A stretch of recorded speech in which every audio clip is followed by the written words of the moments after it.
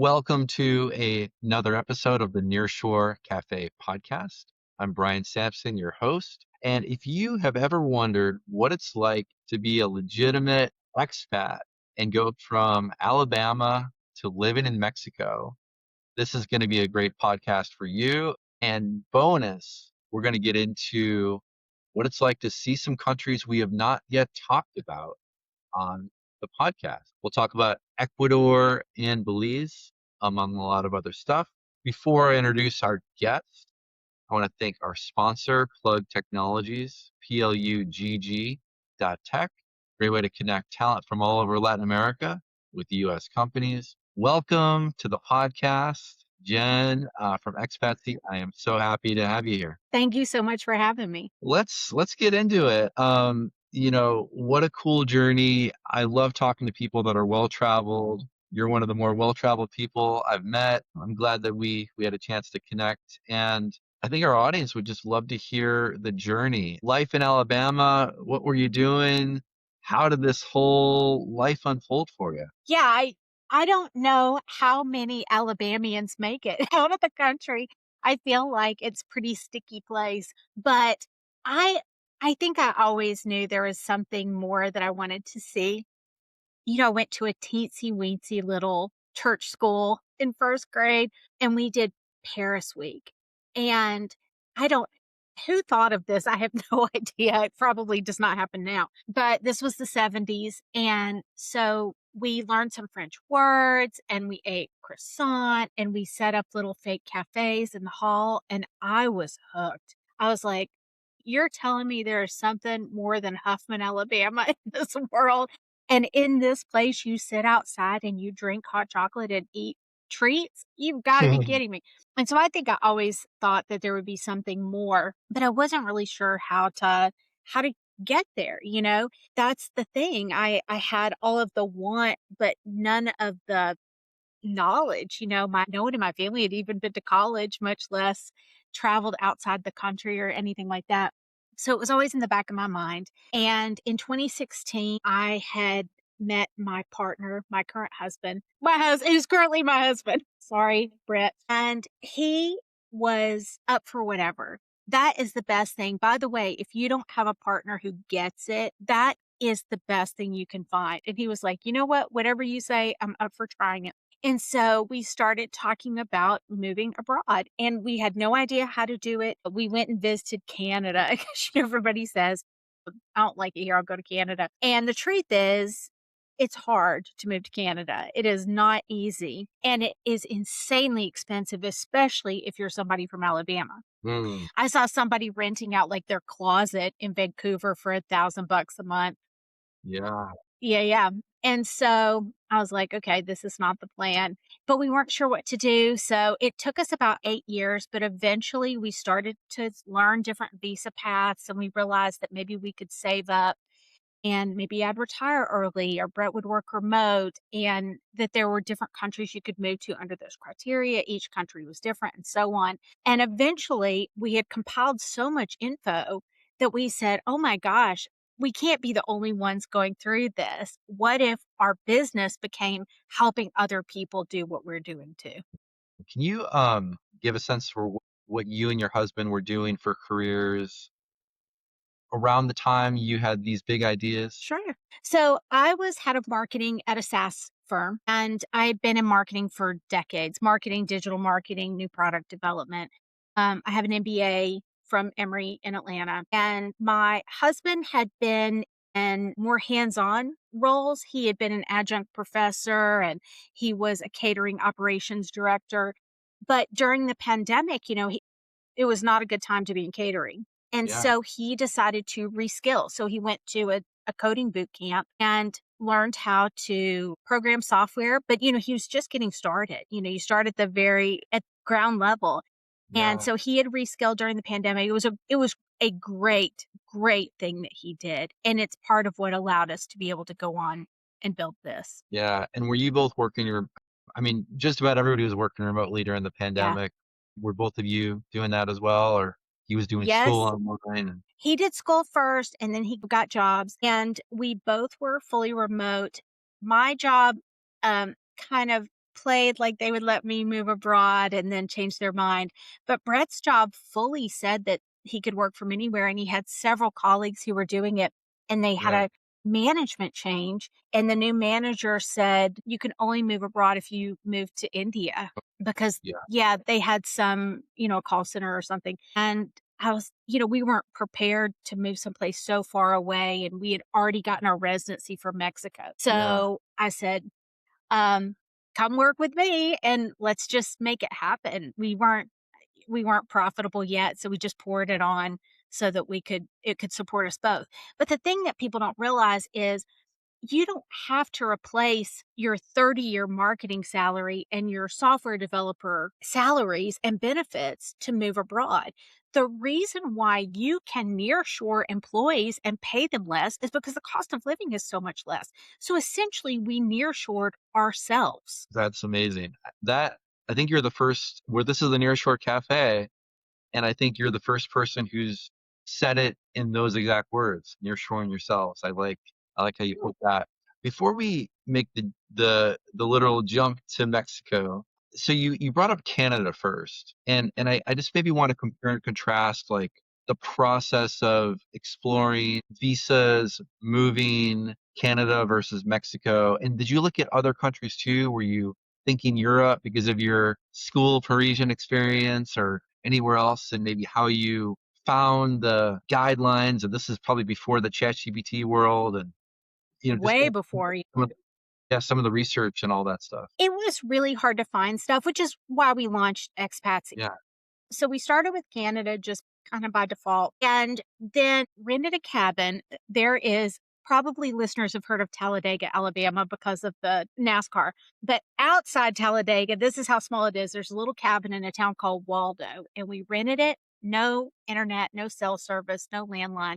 We just locked ourselves down and we started listing everything that we wanted in our lives. What did we want the weather to be like, the cost of living? What did we want to be legal or illegal? And we made a list of all those. And we looked at a couple of books, but the books weren't, most of the books are related to people just trying to save on their taxes or whatever else. And that wasn't our goal. So yeah, we wanted a certain quality of life. So we came back and we just started researching country after country. And so we'd say, okay, what is the weather? And it would get a point, yeah. if it met Okay, our needs, and it wouldn't get a point if it didn't. And then we came up with a top 10 list of countries. We have a quiz on our site now. This is actually how we got started, called the Expatsi test. And it's essentially where other people can go through that same process. And then it will generate a top 10 list of countries for you as well. But yeah, so our top 10 countries, there were some in Latin America, some in Europe, some in Asia, and we were going to visit them over 10 years and then choose our favorite. And then at that point, I'd retire a little early. Brett would be working remote. But what happened was we came to Mexico next. We live in Mérida, Yucatan. And we came there the next year. It was going to be our first country of the 10 to visit. And I said, I can't wait. I can't go 9 more years. Like, let's move now. And that's wow. what spurred us to turn all of that info into Expatsy. And both of you were because you had already launched the business, like you left your job, launched the business while you were moving, like in the process of moving to Mexico. Did I have that Yes. timeline right? Okay. Yes. So Okay. essentially, we started in 2016. The retreat in the cabin was New Year's Eve 2020 into New Year's Day 2021. Our first scouting trip, not counting Canada, but our first in this vein was to head to Mexico. That was 1 year later. And then on the plane on the way back, I wrote out the word expatsy. Love it. I mean, this is heart of COVID. So, were there any complications with like moving abroad to Mexico, and did they have different requirements, or what did that look like for you? That's an interesting question. A lot of people did move to Mexico during the pandemic because they were in places that were super locked down, like Canada or Europe. Two of Yeah. our guides here, one is from Toronto and one is from Hungary. And they came to Mexico for the freedom because they felt so constrained. For us, on the other hand, like I said, we came here for the first time in the beginning of 2022. We were enamored by how strict the requirements were. We had been in Alabama where it was I mean, the Wild West. And Yeah, we, yeah, in all frankness, my father died, and it was really very, very common. And so to come here, and it wasn't just the rules. The rules wasn't part of it. It was the tone. They had signage up that said, "I'll take care of you, you take care of me, and we'll take care of each other." And then when you got out into the little villages, they had the same signs, but they were hand painted. And so you saw that it was this huge community effort to say, we're all doing this together. Now, I know it's controversial. I know people have different opinions. I'm not trying to get into all that. But for us, we just wanted everybody to agree and be doing the same thing. yeah, And the craziest, we were in a dingo preserve. I mean, it could not be more remote, on a boat, in the middle of nowhere, in the middle of this lagoon, and there was a fisherman out there on his boat all by himself, and he had his mask on, like, in the middle of lake, and that's how it was here. People on motorcycles had their masks on, everybody did. And this is 2022, keep in mind, this is not 2020. And then the deaths here were very, very, very low. yeah, yeah, And so for us, what was getting to us was the divisiveness, in the US, and the tension that everybody had with each other. And that didn't exist here. And that appealed to us. That said, I can understand why people from Canada and Europe were very happy to not be trapped in their houses as well. yeah, yeah.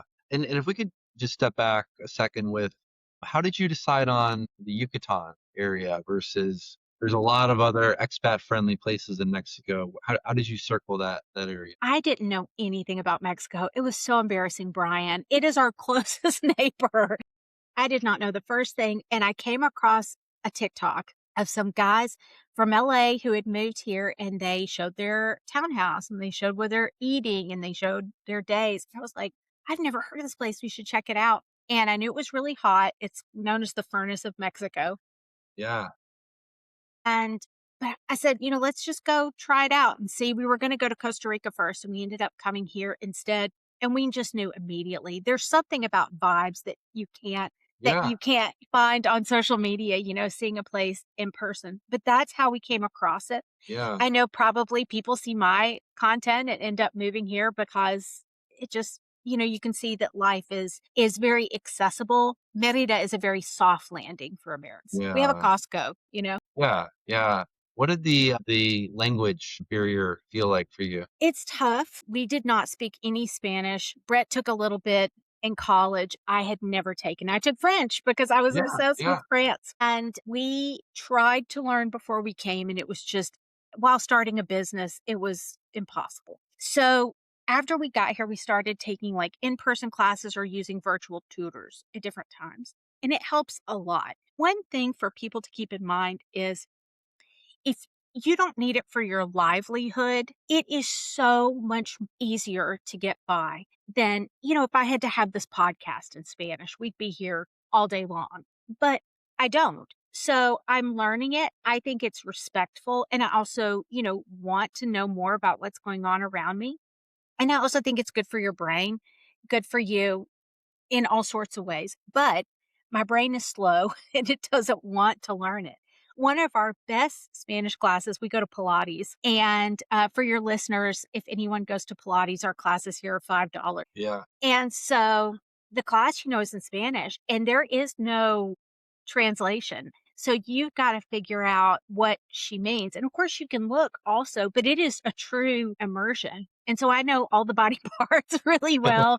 And I know push and pull and inhale, exhale, and all that sort of thing. And, I have to trust that over time we'll get there. I yeah, wish I had time to do full day classes and really immerse myself, but our business is so busy that it's sure. just not that time right now. Yeah, yeah, got it. I want to detour into your business, the full offerings, the services, and then if you could segue that into some of the tours that you've done.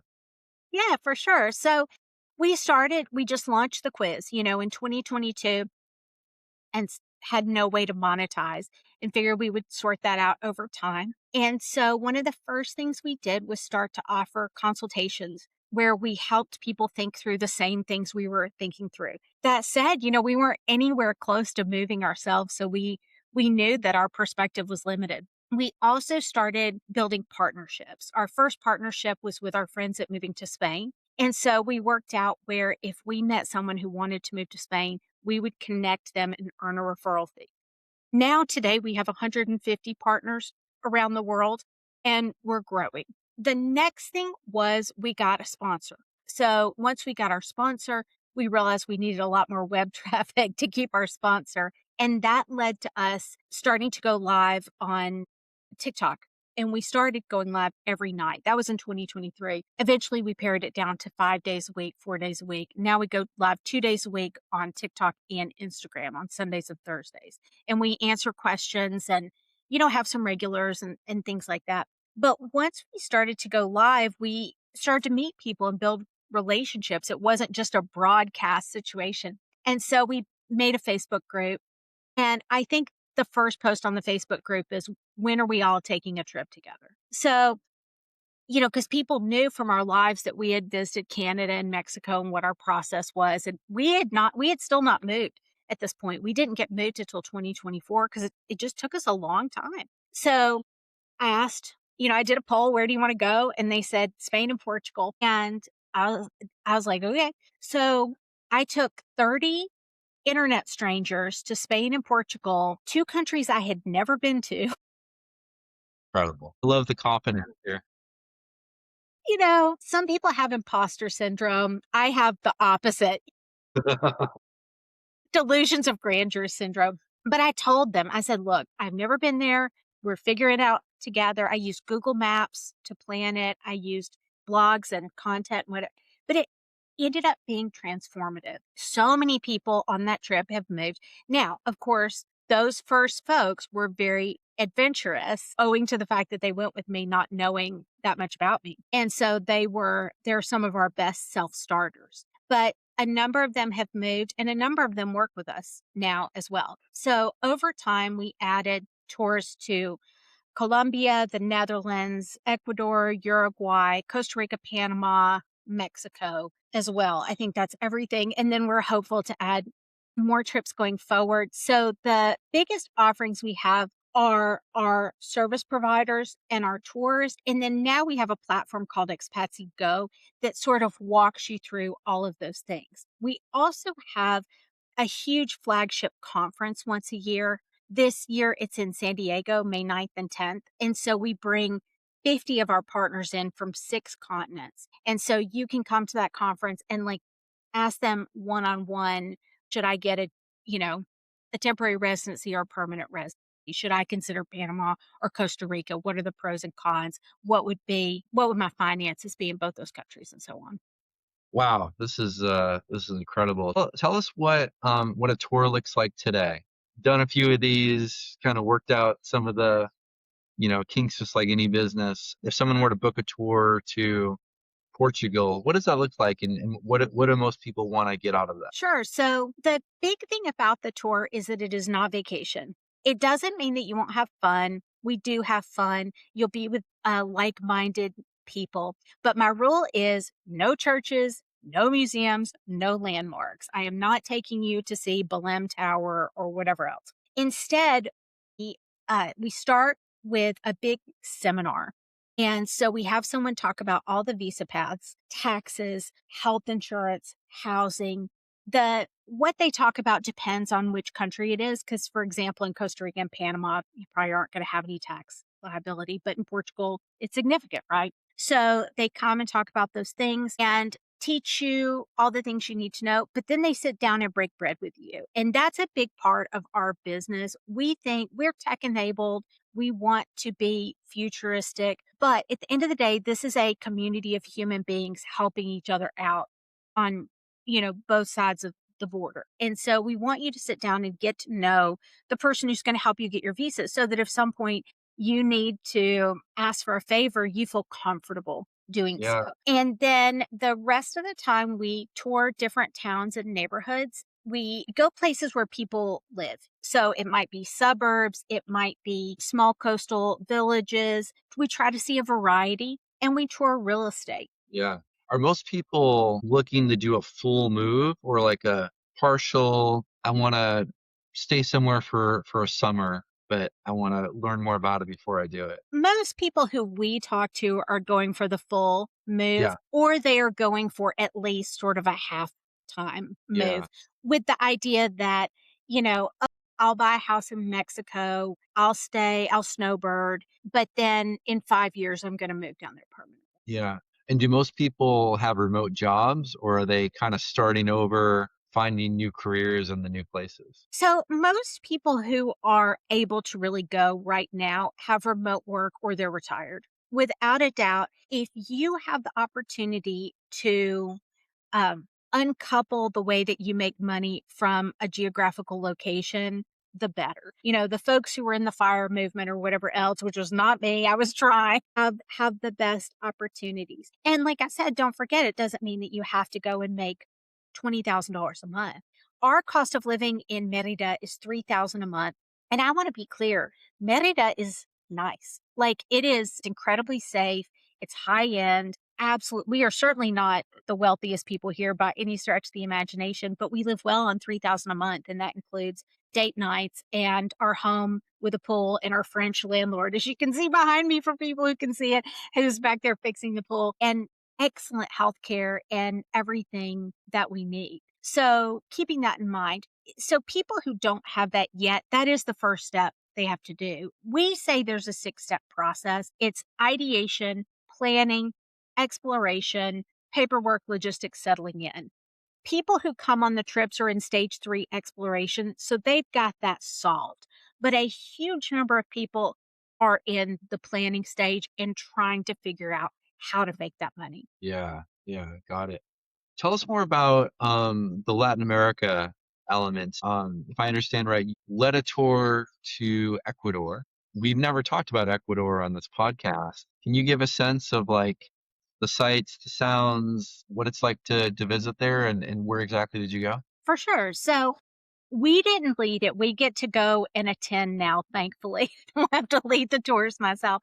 But we have excellent partners in Ecuador and guides. And so we focused on two places, Cuenca and Mata. Cuenca is in the Andes Mountains. It's not quite as high up as Quito, and it's not as big, but it is incredibly nice. One of the things it reminded me of visually was Portugal. And that's because it's in a valley, all the places in Portugal are hills and there are terracotta roofs. So from any point, you can see out over a sea of terracotta roofs. There are cobblestone streets. It isn't behind the times. There's probably 500,000 residents and there's plenty of modern amenities. But it is beautiful. They use the US dollar, so you don't have to worry about currency exchange. And it is incredibly affordable. You can move there if you have a college degree, that's all you need. Or you can go if you buy a house worth at least 47,000. Yeah, the food was good. It was, and I probably didn't eat enough to get a huge feel for it, but there was a real American influence on the food. Like there was a lot of American food, and then there was a lot of food that was just very simple and pure, like really great soups, like so many really good soups. And we Yeah, had come from Uruguay. And if you've ever been to Uruguay, it's just nothing but steak and wine and caramel. And yeah, I needed soup so bad. We were delighted. People there were very kind. And, it's obviously on the equator owing to the name, but in Cuenca, it's 70 degrees every day, all year. and that's because of the elevation. Hmm. Hmm. Yeah, yeah, very Hmm. nice, The very nice. sun's no joke, but the temperature is nice. I assure you, it's probably 95 in Merida today, at least. Yeah, And yeah. that's normal. Yeah, amazing. How about Belize? I know you haven't done a formal Expatsi tour, but from my understanding, you visited Belize, which is another place we have yet to talk about. So you can break the barrier here and tell our listeners about your experience in Belize. Amazing. So the nice thing about Belize for us is we can drive there and it's not terribly far. I don't know, I think it's about 6 hours to the border, which is about how far it is from Birmingham to New Orleans. So Yeah. very similar. And we have been a couple of times. Once we took a ferry out to the Keys, and these are, beautiful, peaceful islands where you have a cocktail, you snorkel or scuba dive, and that life is available. There are some islands that are pretty big and populated, and some where there's no cars. You just take a golf cart, and it's very chill, and it's fantastic. And there it's English speaking Belize, and it also uses the dollar. So both of those things make it a soft landing. We've also been to Belize City, which is much larger. The thing that I will say about Belize, and I want to preface it by saying I know precious little about it. So apologies if I speak out of turn. But it was colonized by the UK up until just about 40 years ago. And you can tell it has so much opportunity for businesses. It's very difficult to buy things there. We ended up getting stuck down there for a while because I was having trouble with my paperwork from Mexico and I needed to buy clothes. And I mean, we're in Belize City, the capital, the largest city. There are only 450,000 people in the whole country. And there was not a single place to buy just clothes, to Wow. buy socks, underwear, t-shirts, Yeah. shorts. And so I ended up being able to get some things at a salvage store where you just Wow. hoped that it was the closest possible size. And then I ended up having to go to the consulate in my salvage store, outfit. Yeah. But to my mind, I could just say I certainly wouldn't want anyone to come in and make it worse. But I think that there are a number of opportunities Yeah. to contribute to the life of Belize. And they have a number of residency paths that include investing in the country. And I think that if you are a company that needs a workforce that's English speaking on your time zone, I think you're foolish not to consider. Now, I think there will probably be a struggle in terms of building facilities, whereas in Mexico it'd be very, very simple. Like construction here is just off the chain. And in Belize, that would not be the case. But there are so many opportunities if you needed call center folks or customer service or other things like that. And they have a real push for sustainable technologies as well. So if there are things you can do around, and of course, it's sunny and beautiful. Amazing. Wow. I will definitely look at that. Before we go, let's spend a little bit more time on Yucatan. Do you see a lot of American expats in your daily life? I could go weeks and not see an American. Really? Wow. Okay. There are a lot of headlines about Americans you know, Yeah. invading here, there, and everywhere. And the truth is, it's still really small numbers. Yeah. The best estimate I've heard is that there are about 2,500 Americans in Mérida and maybe 7,500 Canadians, but they're here mostly in the winter and then they leave. Yeah. Sure. I Sure. will say this, there are enough Canadians here that they just opened a Tim Hortons down the street. So there are not none. Yeah.